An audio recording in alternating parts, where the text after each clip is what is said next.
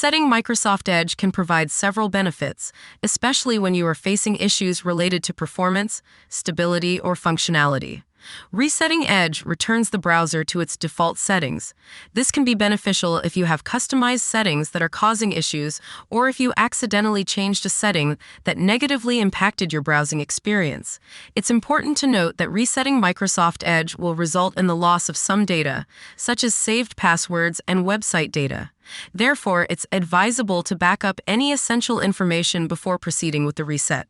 So follow the instructions of this video to learn how to reset Microsoft Edge in a quick and easy way.